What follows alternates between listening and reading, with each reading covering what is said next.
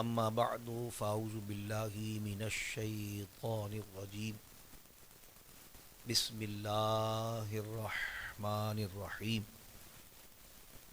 الحمد للہ الذی انزل علی عبدہ الکتاب ولم یجعل لہ عوجا صدق اللہ مولانا العظیم وصدق رسولہ النبی الرؤوف الرحیم وَنَحْنُ عَلَى ذَلِكَ مِنَ الشَّاهِدِينَ وَالشَّاكِرِينَ وَالْحَمْدُ لِلَّهِ رَبِّ الْعَالَمِينَ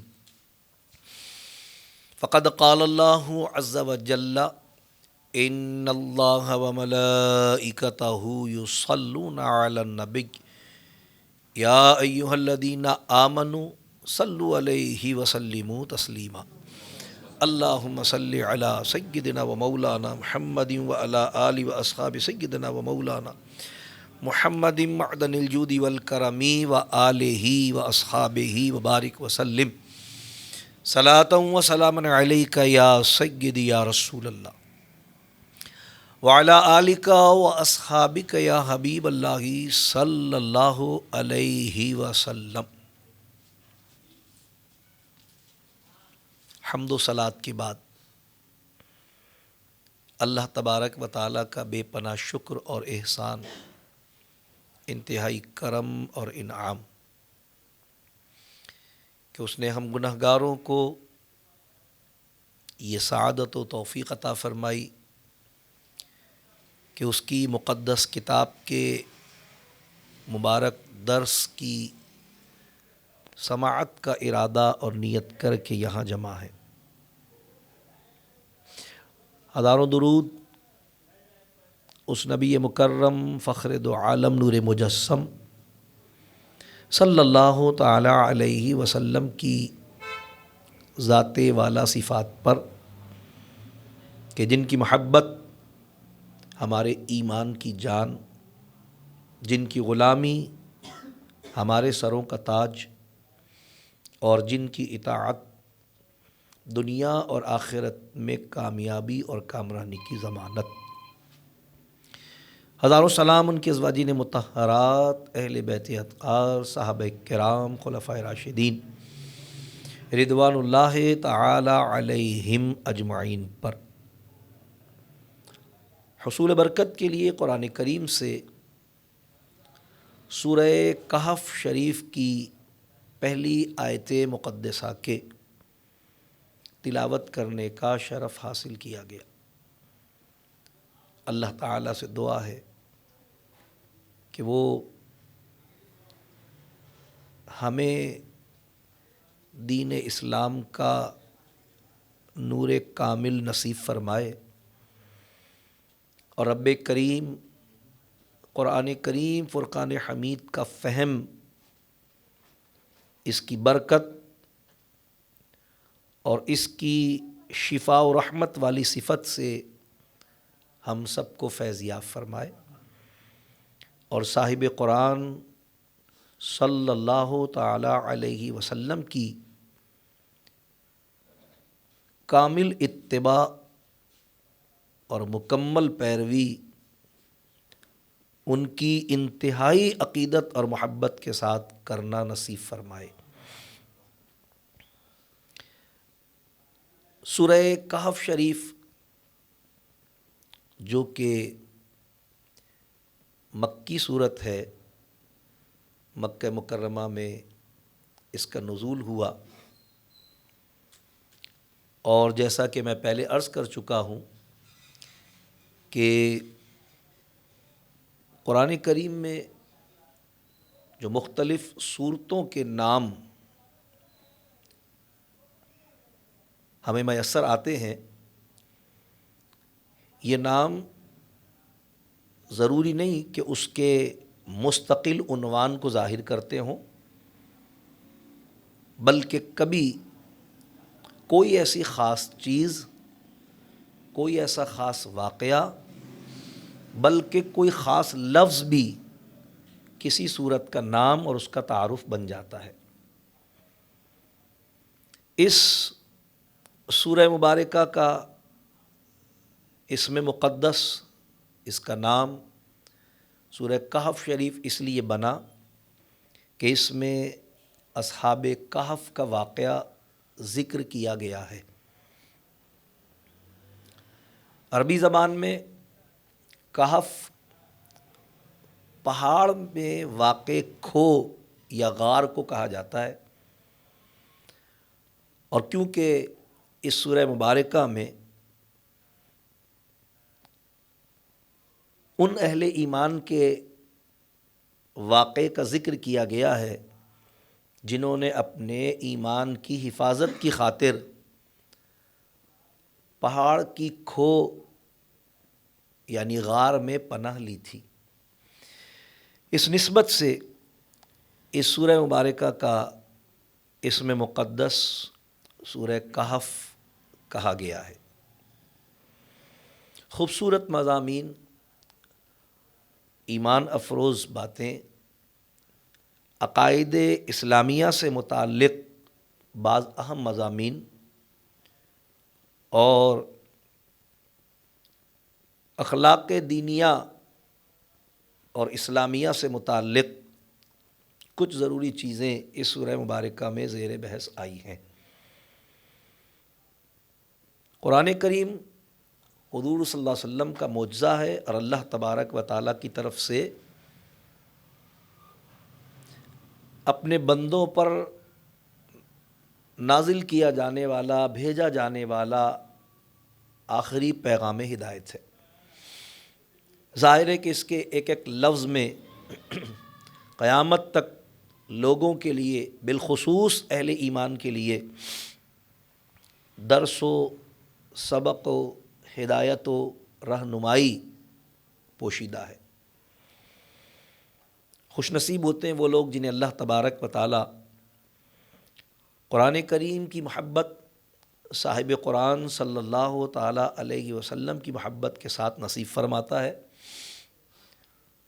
اور صاحب قرآن صلی اللہ علیہ وسلم کی اتباع کے ساتھ ساتھ تعلیمات قرآنیہ کے سیکھنے اور ان پر عمل کرنے کا جذبہ نصیب فرماتا ہے۔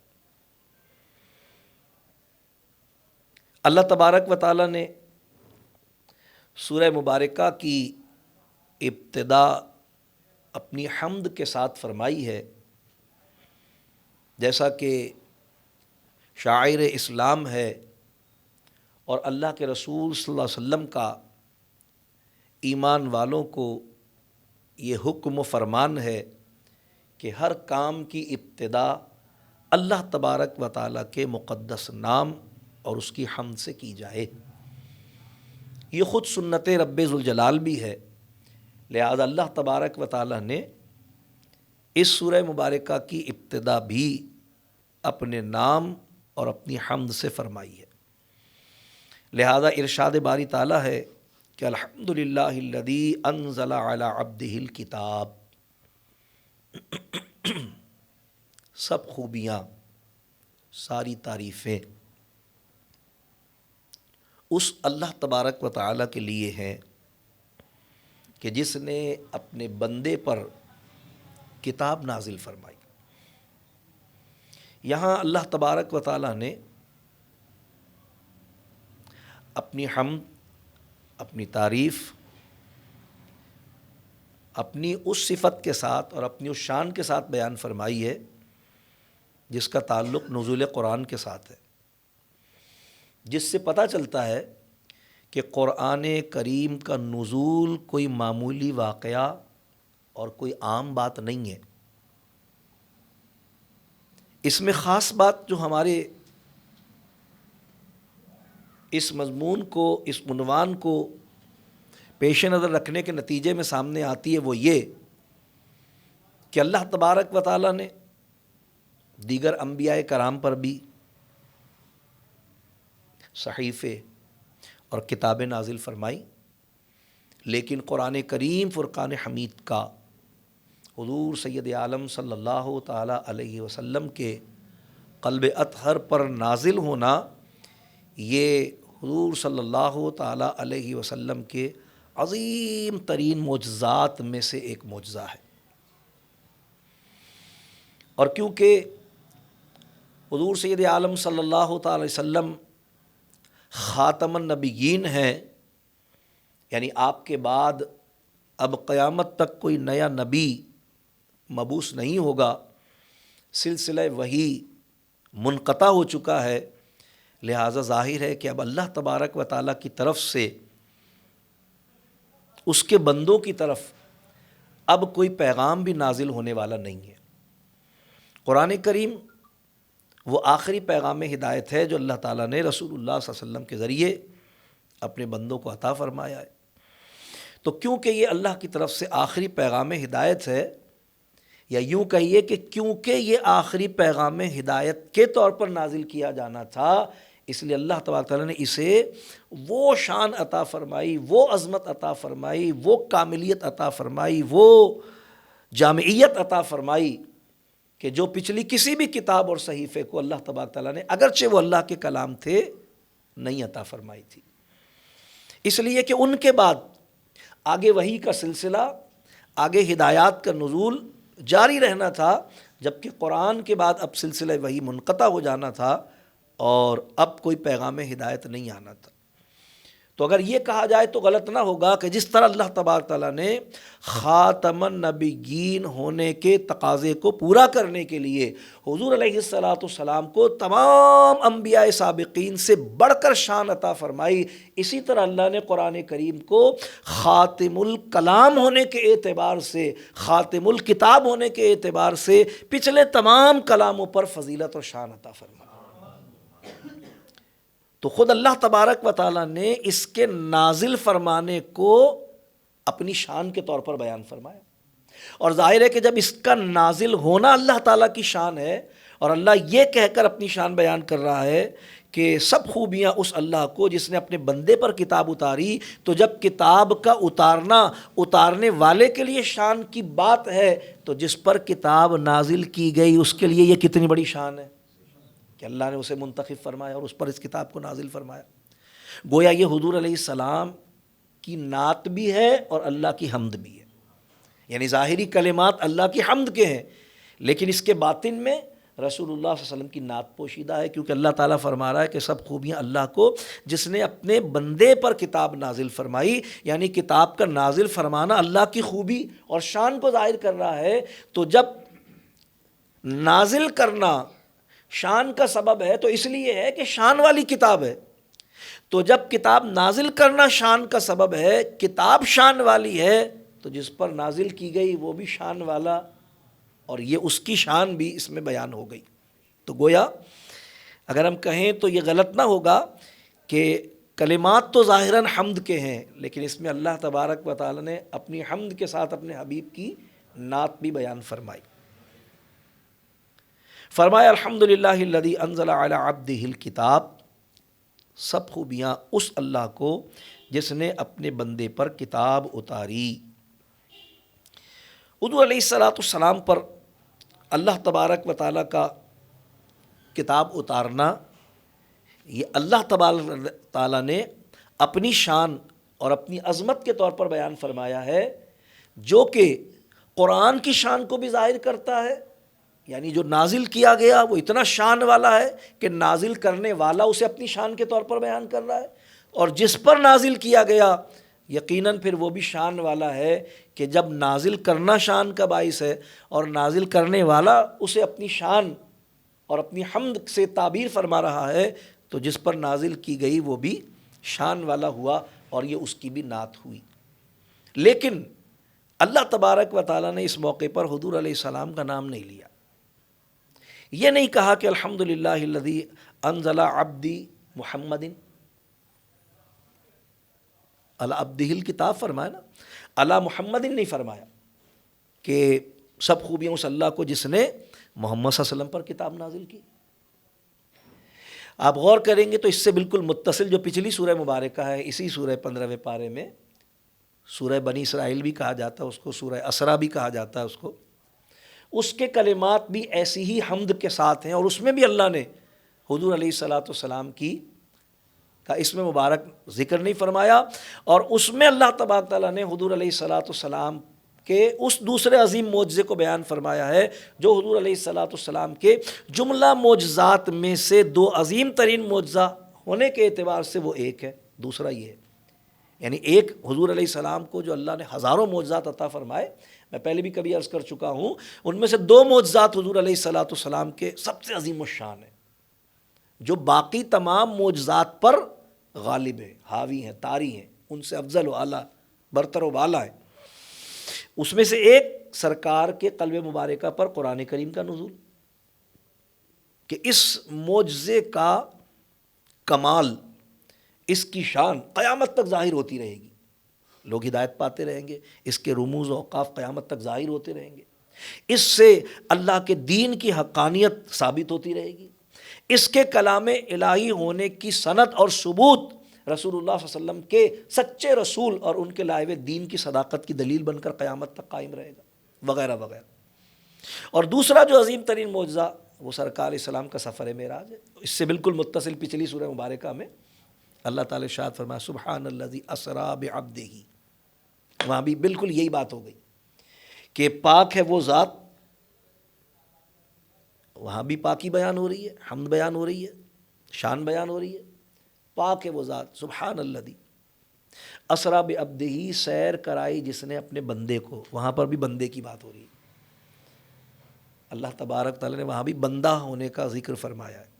اس کی کیا حکمت ہے؟ بہت ساری حکمتیں اس کی مختلف مفسرین کرام نے بیان فرمائی ہے۔ اس مقام سے بڑھ کر اس مقام پر جو سورہ اسریٰ کا مقام ہے، کیونکہ معراج کی بات ہے، وہاں پر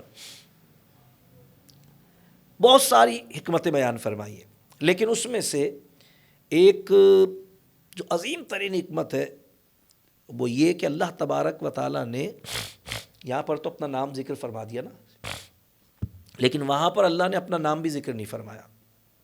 سبحان الذی، پاک ہے وہ ذات، کون؟ نام نہیں لیا۔ اسریٰ بعبدہ، جس نے سیر کرائی اپنے بندے کو، کس بندے کو؟ نام نہیں لیا۔ فرمایا یہ حضور علیہ الصلاۃ والسلام کا اسم مبارک نہ لینا عظیم ترین حکمتوں میں سے ہے، اور ان بہت ساری حکمتوں میں سے اور عظیم ترین حکمتوں میں سے ایک بڑی حکمت یہ بھی ہے کہ الذی کے معنی ہے وہ ذات۔ کائنات میں ہر وجود ایک ذات ہے، میں بھی ایک ذات ہوں، آپ بھی ایک ذات ہیں، کائنات میں ہر وجود ایک ذات ہے، لیکن کائنات کا ہر وجود ذات ہونے کے باوجود اس کائنات میں اگر کوئی ذات کامل و اکمل ہے تو وہ صرف اللہ تبارک تعالیٰ کی ذات ہے۔ کن معنوں میں؟ ان معنوں میں کہ ہر ذات ناقص ہے اپنے اس نقص کی وجہ سے کہ وہ اپنے ذات ہونے کے لیے اس ذات کی محتاج ہے جو ذات کامل ہے۔ ایسا ہی ہے نا بھائی، بشمول حضور علیہ السلام، کیونکہ بندے اللہ کے، حضور اپنے ہونے کے لیے اللہ کے محتاج ہیں، اللہ نے پیدا کیا حضور علیہ السلام کو، ہمارا ایمان ہے، حضور اپنی تمام عظمتوں اور عفتوں کے ساتھ اللہ کے بندے ہیں، مخلوق ہیں۔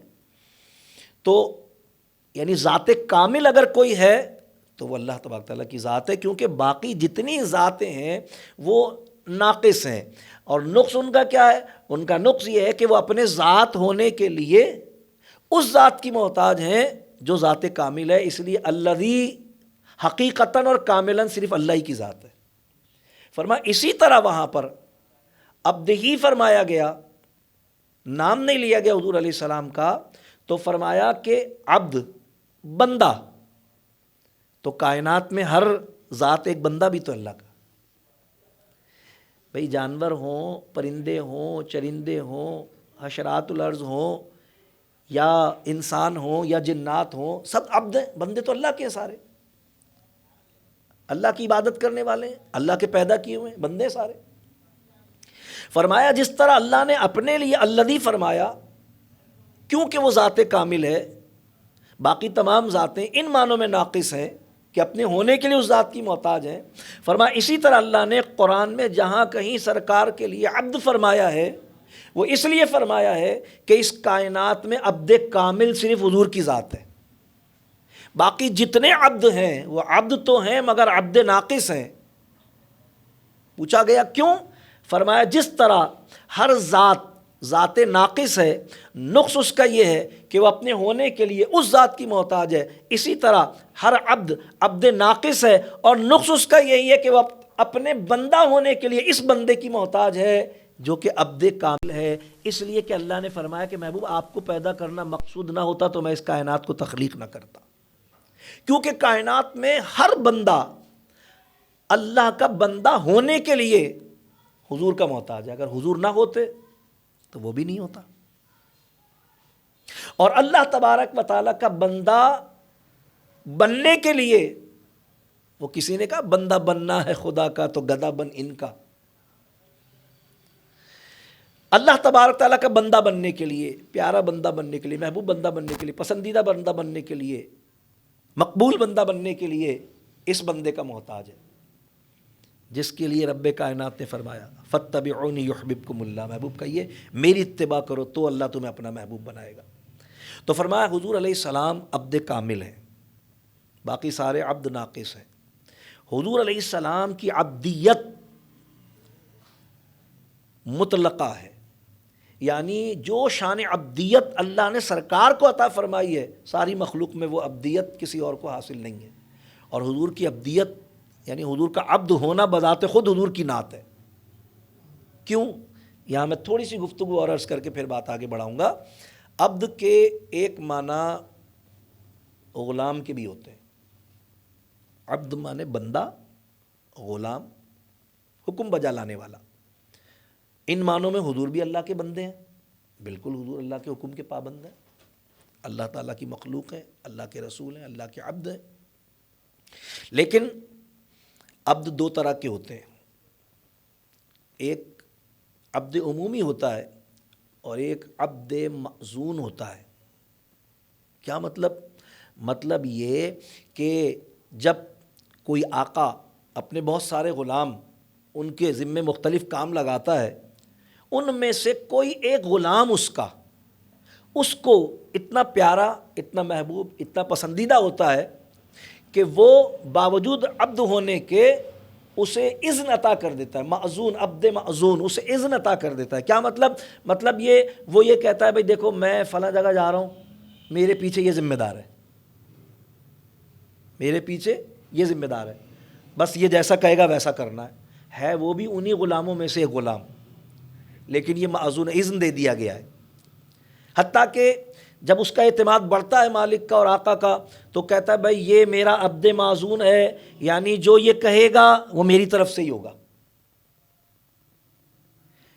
اس کو میں بھیجوں گا یہ میرا نمائندہ ہوگا، یہ میرا سفیر ہوگا، جس سے یہ وعدہ کر لے وہ میرا وعدہ ہے، جس سے یہ لین دین کر لے میں ذمہ دار ہوں، وغیرہ وغیرہ.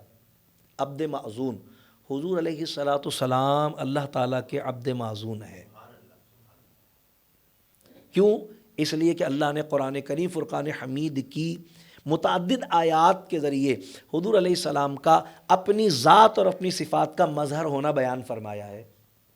اور سب سے بڑی بات یہ ہے کہ اللہ کا یہ کلام قرآن کریم دین اور شریعت، ایمان اور عقائد رسول اللہ صلی اللہ تعالی وسلم کی زبان نبوت سے ہم تک پہنچے، اور اللہ نے اسی زبان کے متعلق ارشاد فرمایا کہ وما ينطق عن الهوى ان هو الا وحی یوحى. ہمارا یہ نبی اپنی مرضی سے کوئی بات نہیں کرتا، یہ تو وہی بولتا ہے جو اس کا رب اس پر وہی کرتا. تو حضور علیہ السلام ہے عبد معزون، یعنی حضور کا بولنا اللہ کا بولنا ہے، بات حضور کے منہ سے لیکن بات اللہ کی. تو اللہ تبارک و تعالیٰ نے یہاں بھی حضور علیہ السلام کی علی عبدہ کتاب کہہ کر صرف کتاب کی نہیں بلکہ حضور کی نعت بیان فرمائی، حضور کی شان بیان فرمائی. تو فرمایا کہ الحمدللہ الذی انزل علی عبدہ الکتاب، سب خوبیاں اس اللہ کو جس نے اپنے بندے پر کتاب اتاری.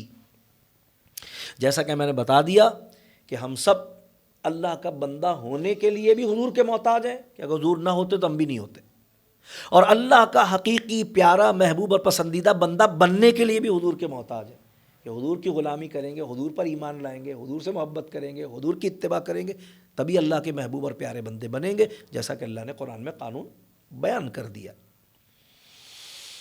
اب اللہ تبارک تعالیٰ اس کتاب کی شان کو بیان کر رہا ہے جو اپنے حبیب پر اس نے نازل فرمائی. اور حقیقت میں کتاب کی شان کا بیان کرنا نازل کرنے والے اور جس پر نازل کی گئی اس کی شان کا بیان ہے. اس لیے کہ جب کتاب اتنی شان والی ہے تو جس پر نازل کی گئی وہ بھی تو اسی شان کا حقدار ہوگا کہ اس پر نازل کی گئی، کسی اور پر کیوں نہ نازل کی گئی. اور جب نازل کی گئی کتاب اتنی شان والی ہے تو جس نے نازل فرمائی وہ کیسی شان والا ہوگا. تو بظاہر قرآن کی تعریف ہو رہی ہے، لیکن حقیقت میں صاحب قرآن کی اور قرآن نازل کرنے والے کی یعنی اللہ کی حمد اور حضور کی نعت قرآن کی اس منقبت میں موجود ہے. کیا فرمایا رب کائنات نے؟ اللہ نے فرمایا وَلَمْ يَجْعَلِ لَهُ عِوَجًا. اللہ تعالیٰ فرماتا ہے اور اس میں اصلاً کجی نہ رکھی، یعنی ایسی کامل اکمل مکمل کتاب نازل کی جس میں نقص اور عیب تلاش کرنے سے بھی نہیں مل سکتا. وہ جو ابتدا میں بالکل فرمایا نا ذَلِكَ الْكِتَابُ لَا رَيْبَ فِيهِ، وہ بلند رتبہ کتاب جس میں شک کی کوئی گنجائش ہی نہیں ہے، تلاش کرو. اب یہ بھی اس بات کی صراحت کرتی ہے کہ اتنی بے نقص اور بے عیب کتاب نازل کی تو جب نازل شدہ اتنی بے نقص اور بے عیب ہے تو جس پر نازل کی گئی وہ کتنا بے نقص اور بے عیب ہوگا، اور جس نے نازل فرمائی وہ کیسا شان والا ہوگا. تو وہی بات میں جو عرض کر رہا ہوں کہ اللہ کی حمد بھی اس میں پوشیدہ ہے، حضور کی نعت بھی اس میں پوشیدہ ہے. فرمایا الحمدللہ الذی انزل علی عبدہ الکتاب، سب خوبیاں اس اللہ کو جس نے اپنے بندے پر کتاب اتاری. ولم یجعل لہ عوجا، اور اس میں اصلاً کجی نہیں رکھی. اب یہ اصلاً جو کجی نہیں رکھی کا ترجمہ امام اہل سنت امام ذرا فاضل و محدث بریلوی رحمۃ اللہ تعالیٰ علیہ نے فرمایا ہے یہ اس لیے ہے کہ قرآن کریم کے بعض کلمات ظاہراً ابہام پر مبنی ہے. ظاہراً ابہام ہے اس میں جن کو ہم آیات متشابہات کہتے ہیں، لیکن وہ ابہام ہماری عقلوں کے اعتبار سے، ہمارے فہم اور ہماری سوچ کے اعتبار سے، اصلاً وہ ابہام نہیں ہے. اصلاً تو ان میں کوئی حتیٰ کہ حروف مقطعات ہیں جو بالکل ہی کسی کی سمجھ میں نہیں آتے، لیکن ایسا نہیں ہے کہ لوگوں کی سمجھ میں نہیں آتے تو وہ سمجھ سے ماورا ہیں، ایسا نہیں ہے. جس پر نازل کی گئی اس نے سمجھا، اور اس نے جس کو لائق سمجھا اسے سمجھا بھی دیا. لہذا صحابہ کرام میں سے بہت سارے صحابہ کرام بالخصوص حضرت عبداللہ ابن عباس، حضرت عبداللہ ابن مسعود، حضرت ابو ہریرہ اور بعض دوسرے صحابہ فرماتے ہیں کہ اللہ کے رسول صلی اللہ تعالی وسلم نے ہمیں اس کتاب سے وہ علوم عطا فرمائے کہ ان میں سے بعض ہم ظاہر کرتے ہیں جن کی ہمیں اجازت، اور بعض ہم ظاہر نہیں کرتے جن کی ہمیں اجازت نہیں. جس طرح اللہ نے انہیں حروف مقطعات کے طور پر یا آیات متشابہات کے طور پر لوگوں سے پوشیدہ رکھا، تو اللہ کے رسول صلی اللہ علیہ وسلم نے بھی انہیں ہر ایک پر ظاہر نہیں فرمایا. جس کو اس کا اہل سمجھا، جس کے لیے اللہ تبارک تعالیٰ کی طرف سے اذن و اجازت ہوئی، اسے بیان فرما دیا.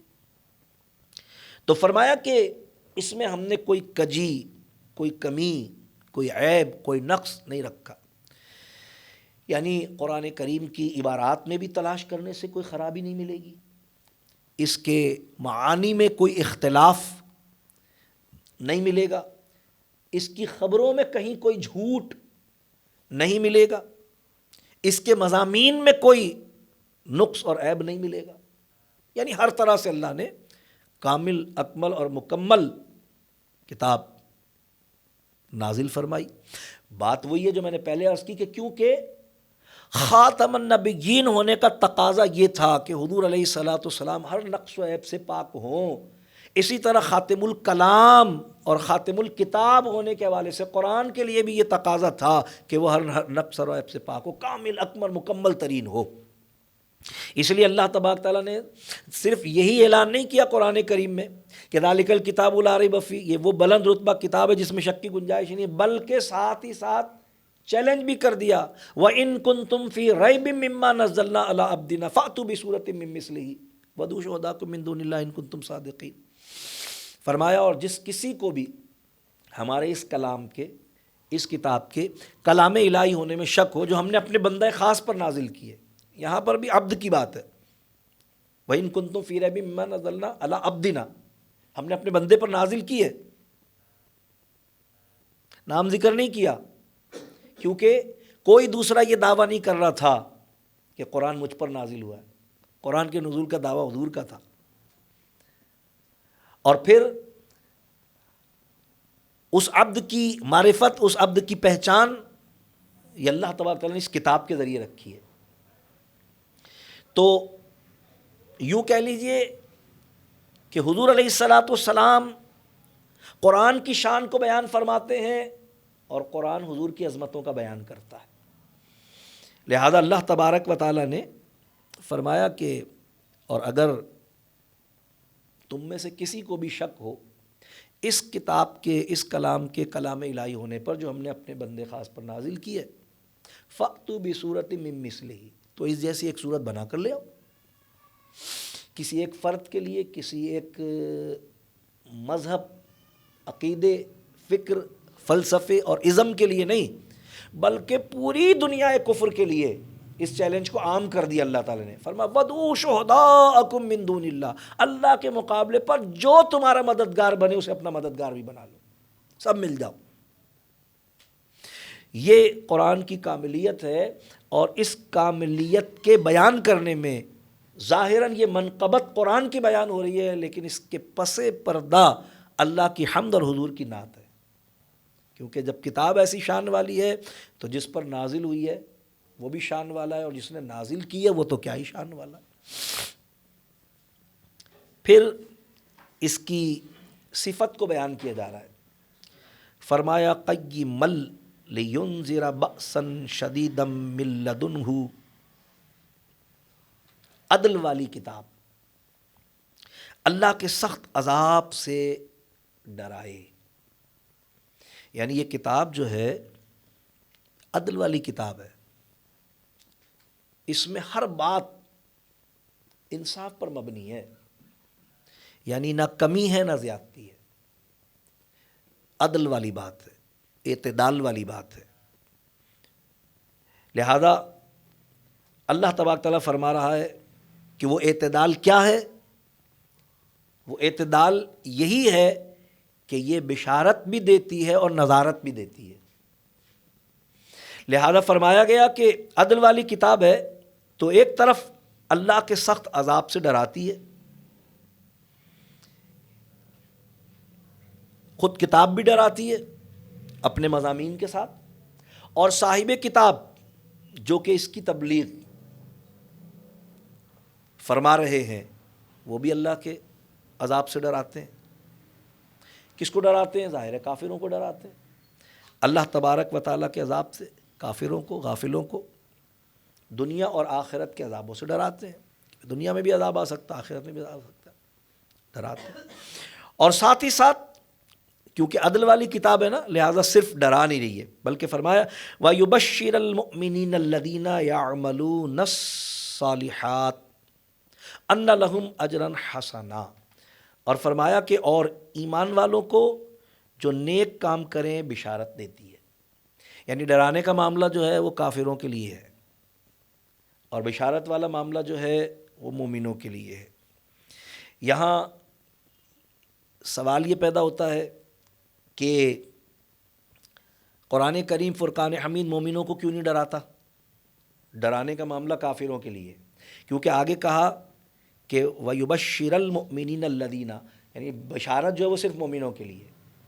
تو مومنوں میں بھی تو غافل اور بیدار دونوں طرح کے، نیک اور گناہ گار دونوں طرح کے. تو قرآن کی شان یہ ہے کہ قرآن کریم نیک مومنوں کو خوشخبری دینے والا ہے اور گناہ گار مومنوں کو امید بندھانے والا ہے. ڈرانے والا نہیں ہے، امید بندھانے. کیا ہے؟ کہتا ہے لا تقنطوا من رحمت اللہ، جو ہو گیا ہو گیا، بس توبہ کرو اور آجا اللہ کی بارگاہ. لیکن یہ تو مومنوں کے لیے ہے نا بھائی. گناہ گار کو، کافر کو تو پہلے اپنے کفر سے توبہ کرنی ہوگی، لیکن مومن کے لیے کیا ہے؟ کتنا بھی گناہ گار ہے بس اللہ کی بارگاہ میں جھک جائے، رجوع کر لے، توبہ کر لے، کام بن جائے. حدیث پاک میں آتا ہے کہ جس وقت شیطان نے اللہ کی بارگاہ سے راندہ درگاہ ہونے کے نتیجے میں رعایت طلب کی، اپنا استحقاق سمجھتے ہوئے کہ ہزاروں برس عبادت کی تھی، بڑا علم پڑھایا تھا فرشتوں کو، اپنا استحقاق سمجھا اس نے. یعنی اپنے الفاظ میں کہہ رہا ہوں کہ بھئی جو اتنا میں نے کیا اس کا مجھے بدلہ ملنا چاہیے نا، تو مجھے رعایت ملے، مجھے سہولت ملے، مجھے کچھ اس کا عوض ملے. اللہ تبارک و تعالیٰ نے فرمایا کہ جو چھوٹ تو چاہے تیرے لیے رعایت. تو اس نے پہلے تو مانگی عمر طویل، لہذا اس کو اللہ تبارک و تعالیٰ نے سور پھونکے جانے تک کے لیے زندگی عطا فرما دی. لہذا قیامت تک وہ زندہ ہے، موت نہیں ہے اسے. جب سور پھونکا جائے گا سب کو موت آئے گی تو شیطان کو ہی موت آئے گی. دوسری کیا؟ دوسری یہ قرآن کریم میں اس کا بھی ذکر موجود ہے کہ میں صراط مستقیم پر بیٹھ کر تیرے بندوں کو بہکاؤں گا. اس کی بھی اجازت دے مجھے. اور کیسا بہکاؤں گا؟ ایسا بہکاؤں گا کہ ان کے آگے سے بھی بہکاؤں گا، ان کو پیچھے سے بھی بہکاؤں گا، ان کو دائیں سے بھی بہکاؤں گا، ان کو بائیں سے بھی بہکاؤں گا، چاروں سمتوں سے بہکاؤں گا. جب اللہ تبارک و تعالیٰ سے اس نے یہ اذن چاہنا، اللہ نے اذن عطا فرما دیا. دا بھائی بیٹھ سیدھے راستے پر. جو میرے مخلص بندے ہیں نا وہ تیرے بہکاوے میں نہیں آئیں گے، ان پر تیرا زور نہیں چلے گا، کیونکہ یہ صلاحیت اگر میں تجھے دے رہا ہوں بہکانے کی تو تجھ سے بچنے کی صلاحیت ان کو میں عطا فرماؤں گا. یہ سب کچھ اللہ کے دست قدرت میں نا. لیکن جب شیطان نے یہ اذن لیا اور اللہ نے اجازت عطا فرمائی نا تو ملائکہ پر خوف طاری ہو گیا اور انہیں انسان یعنی اولاد آدم پر ترس آیا. اللہ کی بارگاہ میں فرشتوں نے عرض کی مولا تو نے تو انسان کو کہیں کا چھوڑا نہیں. یعنی ہمدردی کے طور پہ کہا کہ وہ تو بڑی مصیبت میں ہو گیا. کیوں؟ فرمایا اس لیے کہ تو نے تو اس کو صراط مستقیم پر بیٹھنے کی اجازت بھی عطا فرما دی اور چاروں سمتوں سے چھوڑی نہیں کوئی سمت، چاروں سمتوں سے اس کو بہکانے کی اور گمراہ کرنے کی صلاحیت بھی عطا فرما دی. رب کائنات نے فرمایا کہ اے میرے فرشتوں، شیطان نے مجھ سے میرے بندوں کو بہکانے کے لیے، اولاد آدم کو گمراہ کرنے کے لیے صراط مستقیم پر بیٹھنے کا اذن مانگا، میں نے عطا کر دیا. چاروں سمتوں سے اس نے اپنے فہم کے مطابق ان کو گھیرنے کا اذن مانگا، میں نے عطا کر دیا. لیکن وہ سمجھا کہ میں کامیاب ہو گیا، وہ کامیاب نہیں ہوا، اس لیے کہ میں نے اسے چاروں سمتوں سے اپنے بندوں کو بہکانے کی اجازت دی ہے تو دو سمتیں میں نے اپنے پاس بھی رکھی ہیں. کیا مطلب؟ دائیں سے بھی آئے بہکائے، بائیں سے بھی بہکائے، آگے سے بھی بہکائے، پیچھے سے بھی بہکائے، لیکن اوپر اور نیچے کی سمت میرے پاس ہے.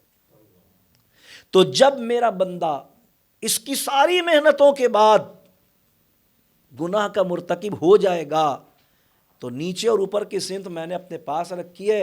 اوپر کی طرف ہاتھ اٹھائے گا تو توبہ قبول کروں گا، نیچے کی طرف سر جھکائے گا تو معافی عطا کروں گا. سارے کیے کرائے پہ پانی پھر جائے گا، سب ضائع ہو جائے گا. تو اللہ تبارک و تعالیٰ نے گناہ گاروں کے لیے امید بندائی ہے. اعلیٰ حضرت فاضل بریلوی رحمۃ اللہ فرمائے مچلا ہے کہ رحمت نے امید بندائی ہے، کیا بات تیری مجرم کیا بات بنائی ہے. جب بندہ رب کی بارگاہ میں روتا ہے کام بن جاتا ہے. فرمایا لا تقنطوا من رحمت اللہ، خبردار اللہ کی رحمت سے نا امید مت ہونا.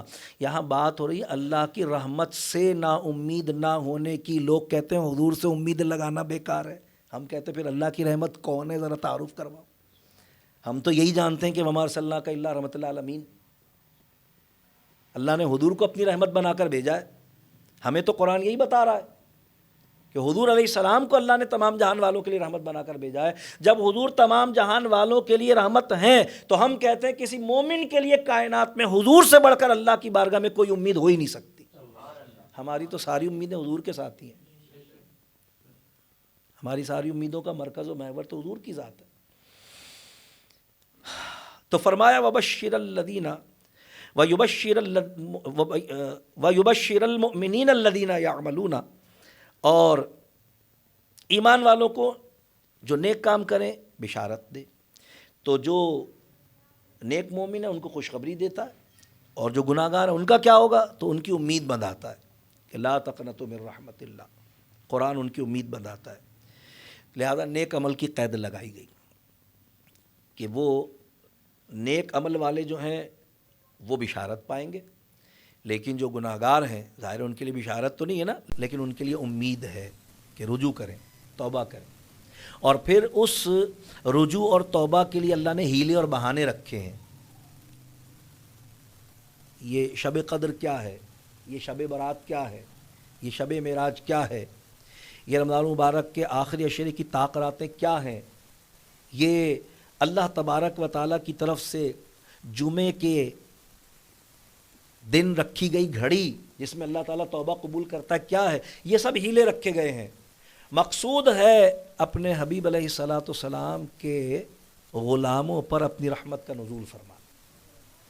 تو فرمایا گیا کہ وَيُبَشِّرَ الْمُؤْمِنِينَ الَّذِينَ يَعْمَلُونَ الصَّالِحَاتِ أَنَّ لَهُمْ أَجْرًا حَسَنًا، کہ وہ ایمان والے جو نیک کام کریں خوشخبری ہے ان کے لیے کہ اچھا ثواب ہے، یعنی ایسی جزا ان کے لیے ہے جس کی اچھائی کو الفاظ میں بیان نہیں کیا جا سکتا۔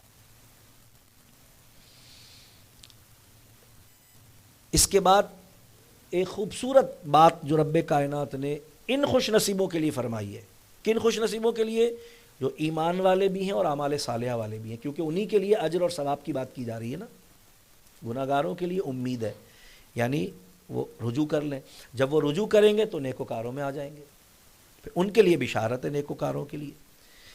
کیا ہے؟ فرمایا ماکثین فیہ ابدا، کہ جس میں وہ ہمیشہ رہیں گے، یعنی ایسا ثواب ہے، ایسا آرام، ایسی راحت، ایسا چین، ایسا سکون، ایسا اطمینان، نعمتوں بھرا ایسا مقام کہ جس کو ایک بار پائیں گے تو پھر ہمیشہ ہمیشہ رہیں گے۔ وہ جیسے قرآن کریم میں دوسری جگہ پر فرمایا ہم فیہا خالدون، کہ اس میں ہمیشہ ہمیشہ رہیں گے، نکالے نہیں جائیں گے، موت بھی نہیں آئے گی۔ دو ہی صورتیں ہو سکتی ہیں نا محروم کی، یا تو نکال دیا جائے یا مر جائے۔ انسان دنیا سے، گھر سے، دو ہی صورتوں میں آتا ہے، نکال دیا گیا، گیا گھر سے، یا مر گیا تو دنیا سے ہی گیا۔ لیکن جنت میں نہ نکالا ہے کہ کوئی نکال دے، اور نہ ہی موت ہے، کیونکہ ہم فیہا خالدون قرآن کریم نے فرما دیا۔ لہذا جنت میں جزا کے لیے جو جائے گا وہ کبھی بھی وہاں سے نکالا نہیں جائے گا، اور ظاہر ہے کہ اہل ایمان جزا کے لیے ہی، یعنی اپنے ایمان اور اعمال کی جزا پانے کے لیے ہی جنت میں داخل کیے جائیں گے۔ اللہ تبارک و تعالی ارشاد فرمایا وَيُنذِرَ الَّذِينَ قَالُوا اتَّخَذَ اللَّهُ وَلَدًا، اور ان کو ڈراتا ہے، یہ قرآن کی صفت بیان ہو رہی ہے، ان کو ڈراتا ہے جو کہتے ہیں کہ اللہ نے اولاد اختیار کی، بچہ اپنایا، یعنی جو اللہ تبارک و تعالیٰ کو اولاد والا بتاتا ہے۔ اس سے مراد یہود بھی ہیں کہ جو حضرت عزیر علیہ السلام کو اللہ کا بیٹا کہتے ہیں، اس سے مراد عیسائی بھی ہیں جو حضرت عیسیٰ علیہ السلام کو اللہ کا بیٹا، حضرت مریم کو اللہ کی بیوی کہتے ہیں، اور اس سے مراد وہ مشرکین بھی ہیں جن میں سے بعض ستاروں کو اللہ کی بیٹیاں اور بعض فرشتوں کو اللہ کی اولادیں کہتے ہیں، سارے کے سارے اس میں شامل ہیں۔ وَيُنذِرَ الَّذِينَ قَالُوا اتَّخَذَ اللَّهُ وَلَدًا، اور ان کو ڈراتا ہے، یہ قرآن کی بات ہو رہی ہے اور صاحب قرآن کی بات ہو رہی ہے، قرآن کے ذریعے صاحب قرآن ڈرا رہے ہیں، اور قرآن اپنے مضامین کے ذریعے ڈرا رہا ہے کہ جو کہتے ہیں کہ اللہ نے اولاد اختیار کی، بچہ اپنایا۔ اب یہاں جیسا میں نے بتا دیا کہ وہ سارے کے سارے اس میں شامل ہیں، جس میں یہود بھی ہیں، جس میں نصارہ بھی ہیں، اور وہ مشرکین بھی ہیں جو کسی بھی طرح سے اللہ تبارک تعالیٰ، کیوں، اس کی وجہ کیا ہے؟ اس کی وجہ یہ ہے کہ اس ایک وصف کی وجہ سے کہ اگر اللہ کو اولاد والا مانا جائے، قرآن نے اللہ کی توحید کو جب بیان کیا ہے تو لم یلد ولم یولد کو زور دے کر بیان کیا، نہ وہ خود کسی کی اولاد ہے اور نہ اس کی کوئی اولاد ہے، ہم سب اللہ کی مخلوق ہیں، ہم سب کو اللہ نے تخلیق کیا ہے، ہم اللہ تبارک تعالیٰ سے پیدا نہیں ہوئے، اللہ نے ہم سب کو تخلیق کیا ہے۔ ہماری پیدائش اسباب کے ذریعے، ان اسباب کو بھی اللہ نے تخلیق کیا ہے. تو کیونکہ اولاد والا ہونا یہ فانی ہونے کو بھی مستلزم ہے کہ جو اولاد والا ہوگا تو جب پیدا کر رہا ہے تو پیدا جو کرے گا، یعنی جس سے پیدا ہوگا، جس سے کوئی پیدا ہوگا، تو اس کا مطلب وہ خود بھی کسی سے پیدا ہوا ہے. لہذا لم یلد کے ساتھ ولم یولد بیان کیا گیا ہے. تو پھر اب جو پیدا ہوتا ہے اس کے لیے مرنا بھی ہے. پیدائش، موت، دونوں چیزیں. تو اس اعتبار سے پھر اللہ تبارک تعالیٰ کے لیے فانی ہونا، مجبور ہونا، کیونکہ جو پیدا ہوتا ہے وہ پیدا ہونے پر بے شمار مجبوریوں کا حامل ہوتا ہے. کیونکہ پیدائش کی تو ایک اپنی صورت ہوتی ہے نا. بچہ کتنی محتاجی ہوتی ہے اس کو، انسان کا ہو یا جانور کا ہو یا چرند پرند کا ہو، کسی کا بھی ہو، ہزار محتاجیاں ہوتی ہیں اس کو. تو اس ایک صفت کو ماننے کی وجہ سے، یعنی اللہ کے لیے اولاد یا اللہ کو کسی کی اولاد معاذ اللہ ماننے کی وجہ سے، پھر اس کو فانی بھی ماننا پڑے گا، پھر اس کو مجبور بھی ماننا پڑے گا، پھر اس کو محتاج بھی ماننا پڑے گا، پھر مخلوق کے ساتھ مشابہت بھی اس کی پیدا ہو جائے گی. جبکہ اللہ تبارک و تعالیٰ کا جو وحدہ لا شریک ہونا ہے نا، وہ وحدہ لا شریک ہونا، بہت بار میں نے یہ بات عرض کی ہے کہ اللہ تبارک تعالیٰ کو جو ہم کہتے ہیں نا کہ اللہ ایک ہے، واحد ہے، اللہ کا ایک ہونا گنتی والا ایک نہیں ہے. اللہ کا ایک، کیونکہ گنتی والے ایک کے ساتھ تو اگر ایک جمع کر دو تو 2 ہو جاتے ہیں، گنتی والے ایک کے ساتھ ایک لگا دو تو 11 ہو جاتے ہیں. یہ گنتی والا ایک نہیں ہے اللہ تبارک تعالیٰ، وہ گنتی والا ایک نہیں ہے، بلکہ اللہ وہ والا ایک ہے جو عرف عام میں ہم کسی کے لیے کہتے ہیں نا ابے یار یہ تو ایک ہی ہے، یعنی اس جیسا کوئی ہے ہی نہیں. اللہ وہ والا ایک ہے، یہ بات ذہن میں رکھیے گا. گنتی والا ایک نہیں اللہ. پھر گنتی والا ایک ان معنوں میں کہا جا سکتا ہے کہ کیونکہ اس جیسا کوئی نہیں ہے تو کوئی دوسرا بھی نہیں ہے، پھر وہ تنہا ان معنوں میں، اکیلا ان معنوں میں. لیکن اصل میں جو اللہ کا ایک ہونا ہے، اس کا تنہا ہونا ہے، اس کا اکیلا ہونا ہے، وہ اپنی ذات و صفات میں بے مثل و بے مثال ہونا ہے کہ اس جیسا کوئی ہے ہی نہیں. اور اس جیسے نہ ہونے کے تعارف میں سب سے اہم ترین بات یہی ہے کہ باقی سارے کسی سے پیدا ہوئے ہیں اور وہ کسی سے پیدا نہیں ہوا ہے. باقی سارے جو ہیں وہ کسی سے پیدا ہوئے ہیں اور کسی نے پیدا کیے ہیں. اس کو نہ کسی نے پیدا کیا ہے نہ وہ کسی سے پیدا ہوا ہے. اور جب وہ کسی سے پیدا نہیں ہوا اور اس کو کسی نے پیدا نہیں کیا تو اس سے بھی کوئی پیدا نہیں ہوا، سب کو اس نے پیدا کیا. یہ اللہ تبارک تعالیٰ کی توحید اور اس کی وحدانیت کے لیے، یعنی اس بات کا جاننا اور سمجھنا ضروری ہے. تو فرمایا گیا کہ بھئی یہ ایسے لوگوں کو قرآن ڈراتا ہے، کیا بات کر رہے ہو تم، یعنی شرک کے مرتکب ہو رہے ہو تم، کفر کے مرتکب ہو رہے ہو تم. ڈراتا ہے جو یہ کہتے ہیں کہ اللہ نے بچہ اپنایا. کیونکہ بتا دیا میں نے کہ اللہ کے لیے اولاد ماننا سینکڑوں کفریات کا مجموعہ ہے، ایک بات ہی سینکڑوں کفریات کا مجموعہ بن جاتی ہے. تو کیونکہ یہ بات جہالت پر مبنی ہے، لہذا اگلا جملہ قرآن کریم نے یہی ارشاد فرمایا کہ ما لہم بہ من علم، اس بارے میں وہ کوئی علم نہیں رکھتے ہیں. یعنی یہ بات وہ کسی تحقیق سے نہیں کہہ رہے، اس بات کی جانکاری ان کو کسی فہم و فراست کے ساتھ نہیں ہوئی ہے، بلکہ یہ بات کہنا علم نہیں جہالت ہے. بھئی کوئی بات آدمی کسی کہتا ہے، کوئی معلومات کسی کو فراہم کرتا ہے تو کہتا ہے بھئی آج یہ بات میرے علم میں آئی ہے. تو ہم ہر جاننے کو علم تصور کرتے ہیں نا، جو کچھ بھی ہم کسی سے سنتے ہیں، لیکن یہ بات جو وہ کہہ رہے ہیں یہ سراسر جہالت ہے، علم نہیں ہے یہ. لہذا رب فرما رہا ہے ما لہم بہ من علم، کہ اس بارے میں وہ کچھ علم نہیں رکھتے. یعنی یہ بات جو وہ کہہ رہے ہیں نری بےہودہ اور جہالت پر مبنی بات ہے.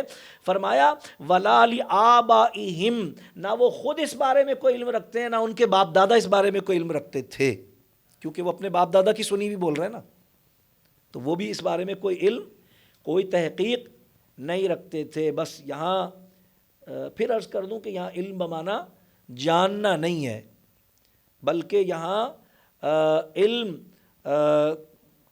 یوں کہہ لیجئے کہ جہالت مرکب، کیونکہ وہ یہ بات سنی سنائی کہتے تھے، لہذا یہ جاننے کے اعتبار سے نہیں ہے، سیکھنے کے اعتبار سے نہیں ہے، بلکہ جہالت کے اعتبار سے۔ پھر فرمایا کہ کبرت کلمتن تخرج من افواہہم، کتنا بڑا جھوٹ بولتے ہیں کہ ان کے منہ سے نکلتا ہے، کتنا بڑا جھوٹ ہے یہ جو وہ بولتے ہیں، یعنی اللہ کی ذات پر جھوٹا ہے۔ ہر جھوٹ برا ہے، لیکن ظاہر ہے کہ اللہ تبارک و تعالیٰ کی ذات پر جھوٹ کہ معاذ اللہ اس کی کوئی اولاد ہے، کیونکہ میں نے عرض کیا نا کہ یہودی حضرت عزیر علیہ السلام کو اللہ کا بیٹا کہتے ہیں، قرآن نے بیان کیا اس کو، عزیر ابن اللہ، یہود کہتے ہیں کہ عزیر اللہ کے بیٹے، اور نصارہ کہتے ہیں مسیح ابن اللہ، مسیح جو ہے وہ اللہ کے بیٹے۔ ظاہر ہے کہ ان کی یہ بات نیری جھوٹ پر مبنی ہے۔ اور اسی طرح مشرکین عرب جو ہیں، ان میں سے بعض جو ستارہ پرست ہیں، وہ ستاروں کو اللہ تبارک و تعالیٰ کی بیٹیاں، بعض فرشتوں کو اللہ تبارک و تعالیٰ کی اولاد کہتے ہیں۔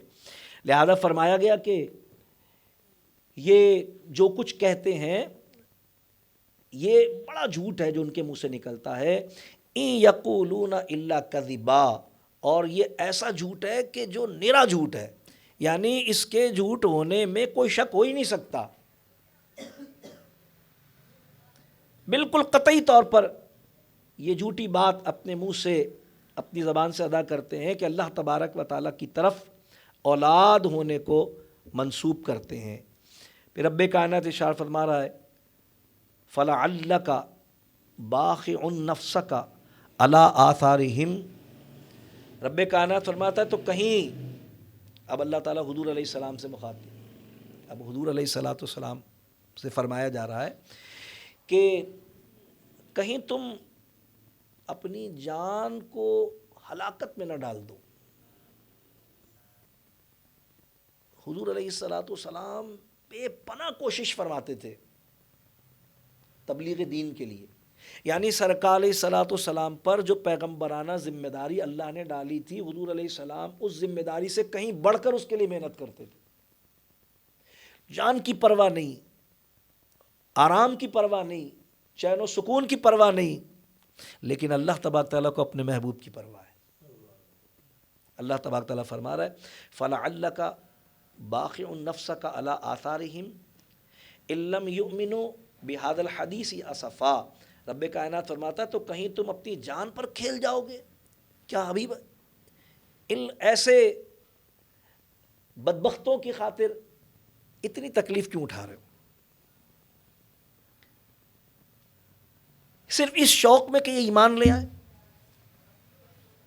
إِن لَّمْ يُؤْمِنُوا بِهَٰذَا الْحَدِيثِ أَسَفًا، کہ وہ اس بات کی خاطر کہ یہ ایمان نہیں لا رہے، تم اپنے آپ کو اتنا، یعنی اللہ تبارک و تعالیٰ حضور علیہ السلام سے اظہار محبت فرما رہا ہے، اور گویا اس میں تنبیہ ہے ان کفار کے لیے کہ جن کے ایمان لانے کی کوشش میں آپ علیہ السلام ہر طرح کی اذیت برداشت کر رہے ہیں، اللہ فرما رہا ہے حبیب آپ اتنی تکلیف، اتنی زحمت نہ اٹھائیں، اور اس میں تنبیہ ان کے لیے کہ اس تکلیف کا بدلہ تم سے لیا جائے گا، یہ تمہارے لیے اس میں عذاب، اس میں پکڑ، اس میں گرفت وہ تمہارے لیے ہوگی، چھوڑا نہیں جائے گا تمہیں۔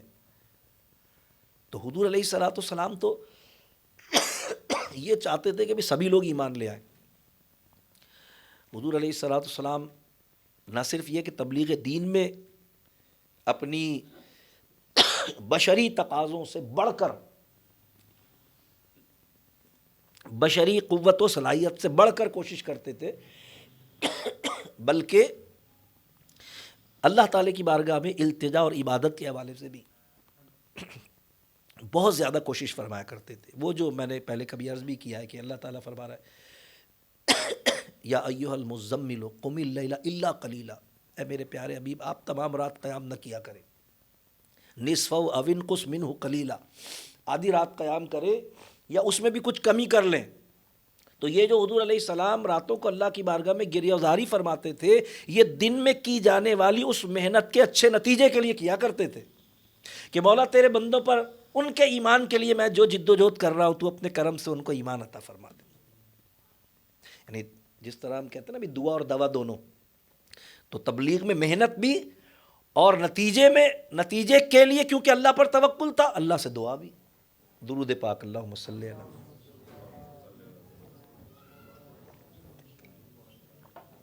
اللہ کی بارگاہ میں دعا. تو اللہ تعالیٰ فرما رہے ہیں حبیب علیہ السلام، آپ اپنے آپ کو ہلاکت میں نہ ڈالیں، آپ اپنی جان پہ نہ کھیل جائیں ان کی خاطر، کیونکہ اللہ تبارک و تعالیٰ حضور علیہ السلام پر والدین سے بھی زیادہ مہربان ہے، اور اللہ نے یہی صفت اپنے غلاموں کے لیے حضور کو عطا فرمائی ہے کہ حضور اپنے غلاموں کے لیے والدین سے زیادہ مہربان ہے. اللہ تعالیٰ فرمایا حریص علیکم، تمہاری بہت بھلائی کے چاہنے والے. اللہ تبارک و تعالیٰ حضور پر ان کے والدین سے زیادہ مہربان ہے، اور حضور علیہ السلام کو اللہ نے اپنی صفت کا مظہر بنایا امت کے حوالے سے کہ حضور علیہ السلام اپنی امت کے لیے اللہ تبارک و تعالیٰ کی بارگاہ میں والدین سے زیادہ شفیق اور مہربان ہے. تو اللہ تبارک و تعالیٰ نے اپنے حبیب علیہ السلام فرمایا حبیب آپ اپنے آپ کو ہلاکت میں نہ ڈالیں، آپ جان پہ نہ کھیل جائیں ان کی خاطر. اور پھر فرمایا انا جعلنا ما علی الارض زینۃ لہا لنبلوہم ایہم احسن عملا، بے شک ہم نے زمین کا سنگھار کیا جو کچھ اس پر ہے. زمین پر جو کچھ بھی ہے نا، ہم نے زمین کو سجا دیا ہے. سنگھار بناؤ، اس طرح ہم کہتے ہیں سجانا، ڈیکوریشن. ہم نے زمین کا سنگھار کیا. زینت عربی میں لفظ استعمال ہوتا ہے. اور جو کچھ بھی ہے اس پر، یعنی اس میں انسان بھی شامل ہیں، جانور بھی شامل ہیں، درخت بھی شامل ہیں، پہاڑ بھی شامل ہیں، چاند، سورج، ستارے، دریا، پھول، جو کچھ بھی ہے ہم نے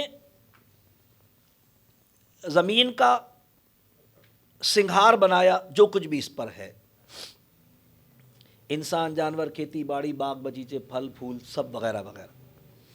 اس سے یہ پتہ چلتا ہے کہ اللہ تبارک تعالیٰ نے کوئی چیز بھی بیکار نہیں بنائی ہے.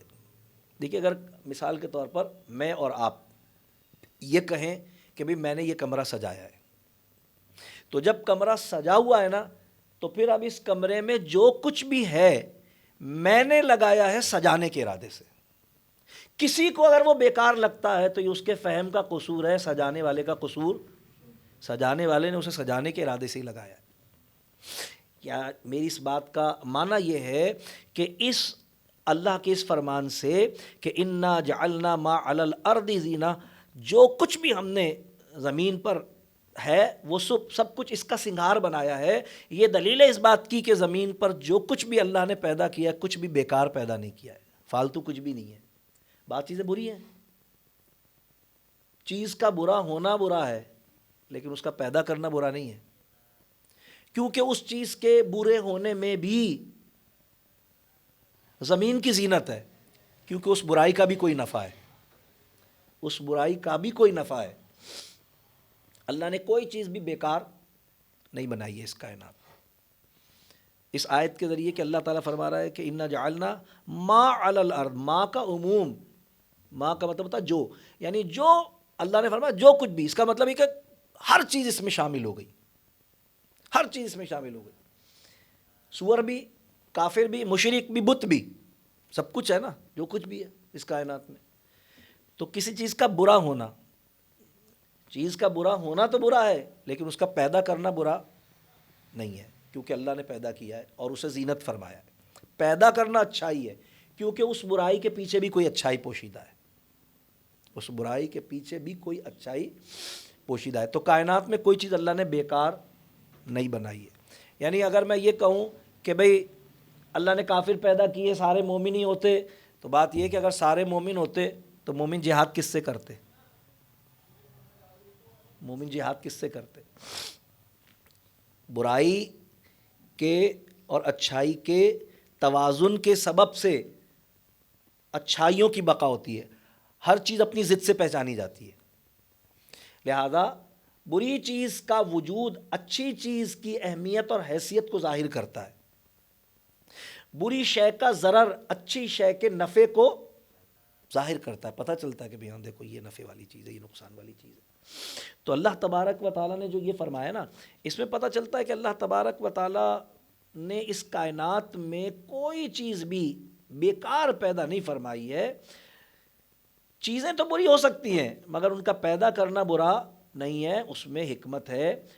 کفار برے ہیں مگر کفار کا پیدا کرنا برا نہیں ہے، جیسا کہ اگر میں نے عرض کیا کہ کافر نہ ہوتے تو پھر میدان جہاد کی زینت، مسلمانوں کو غزوہ اور غنیمت اور شہادت کیسے نصیب ہوتی؟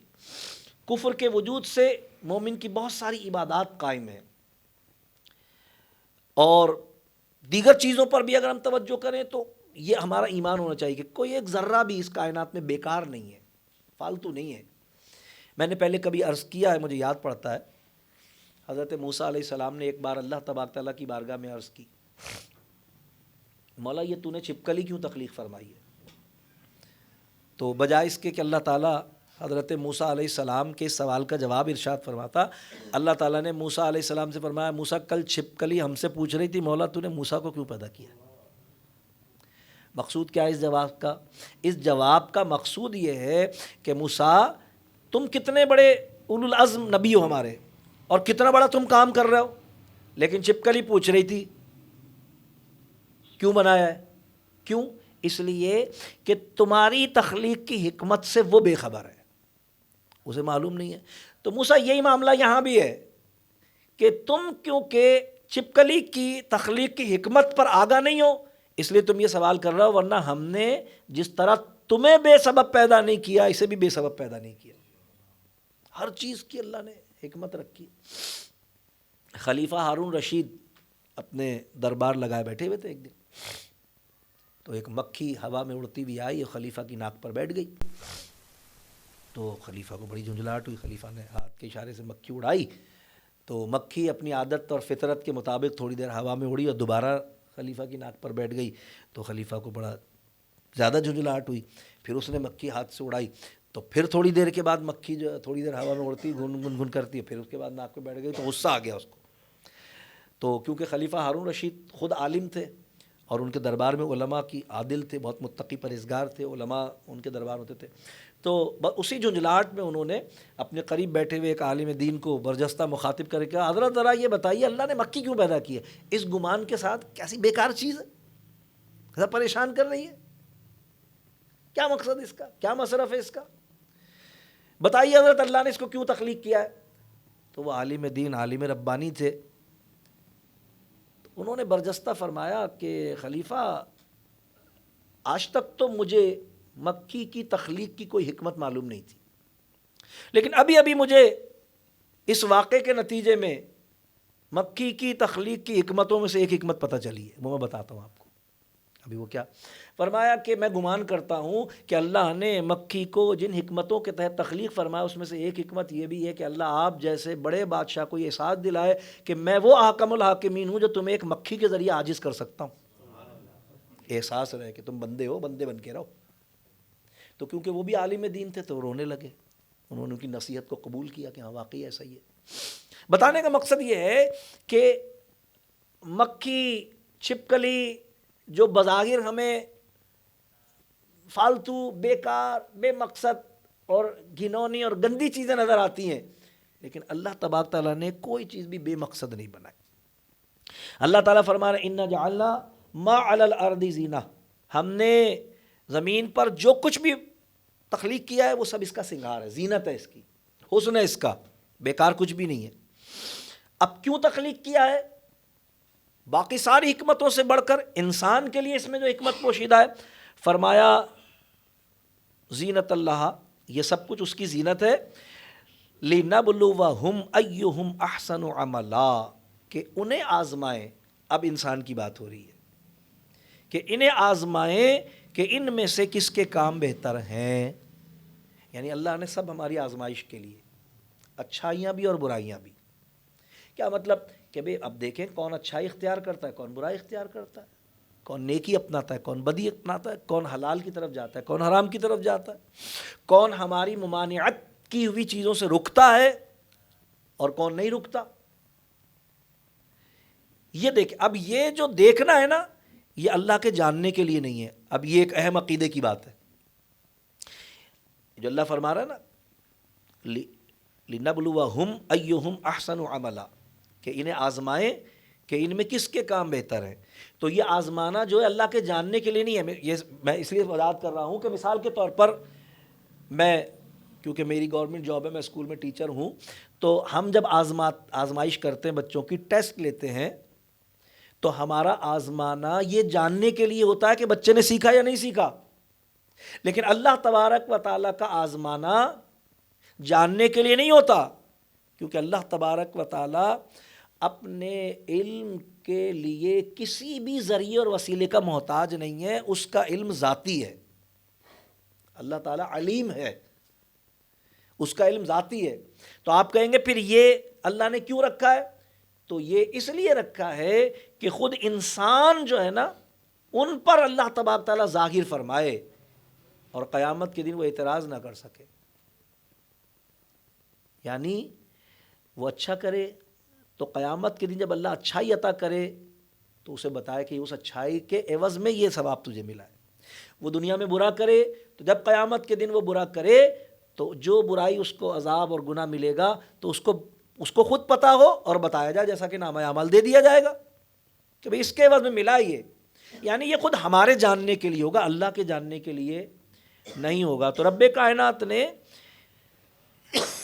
اس کائنات کی تخلیق کی حکمت یہ بیان فرمائی کہ بھئی اس کائنات میں ہم نے جو کچھ پیدا کیا ہے اس کائنات کی زینت ہے یہ. اور یہ زینت ہم نے اس لیے بنائی ہے کہ ہم دیکھیں کہ کس کے کام بہتر ہیں. اب یہاں تک جو مضمون بیان کیا گیا یہ ساری ایک تمہید ہے، کیونکہ اللہ تبارک و تعالیٰ نے بات یہ کر دی ہے کہ بھئی یہ قرآن ہم نے بڑی شان والی کتاب اپنے آخری نبی پر نازل کر دی، آخری کتاب کے طور پر. اور اس میں ہم نے دو صفتیں رکھی ہیں کہ یہ کفار کو، مشرکین کو، منکرین کو، غافلین کو ڈراتا ہے، آ جاؤ راہ راست پر، اور ایمان والوں کو بشارت دیتا ہے آخرت کی کامیابی کی. یہ دنیا یہ ہم نے اس لیے تخلیق کی ہے کہ یہ آزمائش اس میں تمہاری رکھی گئی ہے. اب جو اس دنیا میں کفر کو، شرک کو اپنانے والے ہیں، ان میں سب سے برے لوگ وہ ہیں جو اللہ کے لیے اولاد ٹھہراتے ہیں. یعنی جو شرک کرتے ہیں وہ سب سے برے لوگ ہیں. ساری نافرمانیاں برے انجام تک لے جانے والی ہیں، لیکن شرک جو ہے، جیسا کہ حدیث پاک میں حضور علیہ السلام نے فرمایا کہ باقی تمام اعمال کا معاملہ یہ ہے کہ اللہ تبارک و تعالی معاف فرما دے گا، اپنے کرم سے بھی معاف فرما دے گا، جو چاہے معاف فرما دے، جس پر چاہے گرفت فرمائے. لیکن شرک ایسا معاملہ ہے کہ جب تک بندہ جیتے جی اپنی زندگی میں اس سے توبہ کر کے ایمان نہ لائے، مغفرت نہیں ہے، بخشش نہیں ہے. باقی اس کے علاوہ جو گناہ ہے، اللہ نے قرآن میں فرمایا، اپنے حبیب علیہ السلام کے ذریعے سرکار نے فرمایا، جو چاہے گا اللہ معاف فرما دے گا، کریم ہے. لیکن شرک تو گویا کیونکہ آگے دعوت ایمان دینی ہے تو اس لیے سب سے پہلے شرک اور اس کی اہمیت کو بیان کیا گیا. اور کیونکہ یہ دعوت قرآن اور صاحب قرآن کے ذریعے دی جانی ہے، لہذا قرآن اور صاحب قرآن کی منقبت اور نعت کو بیان کیا گیا. اور کیونکہ یہ دعوت رب ذوالجلال کی عبادت اور اس کی بارگاہ میں سجدہ ریزی کی دینی ہے، لہذا اس کی حمد سے آغاز کیا گیا. اس کے بعد پھر اس واقعے کی ابتدا ہوتی ہے جس کی وجہ سے اس سورت کا نام سورہ کہف ہے، یعنی اصحاب کہف کے واقعے کی. اللہ تعالیٰ سے دعا ہے اللہ کریم ہم سب کو قرآن کریم کا صحیح فہم عطا فرمائے، اور اللہ تبارک و تعالیٰ ہمیں قرآن کریم فرقان حمید سے ہدایت کے حصول کی توفیق رفیق عطا فرمائے. یہ کائنات ختم ہو جانی ہے، اللہ تعالیٰ فرما رہا ہے یہ ہم نے آزمائش کے لیے رکھا ہے سب کچھ، کیونکہ پھر آخر میں کیا ہونا ہے، کل من علیہ فان، سب ختم ہو جانا ہے. تو بس انسان کو اسی فکر کے لیے یہ پیغام پہنچایا جا رہا ہے کتاب اللہ کے ذریعے کہ انسان یہ دنیا بھی عارضی ہے اور اس میں جو کچھ ہے وہ بھی عارضی ہے. یہ زینت ہے، یہ سجاوٹ ہے، اور سجاوٹ دائمی نہیں ہوتی، ختم ہونے والی چیز ہوتی ہے. یہ دنیا بھی ختم ہونے والی ہے، آخرت تیرے سامنے ہے، وہاں تجھے حساب دینا ہے اور وہیں پر تجھے اجر ملنا ہے، اچھائی کا اچھا اور برائی کا برا. اللہ کریم ہم سب کو ایمان پر ثابت قدمی اور ایمان پر خاتمہ بالخیر عطا فرمائے۔ وآخر دعوانا ان الحمد للہ رب العالمین۔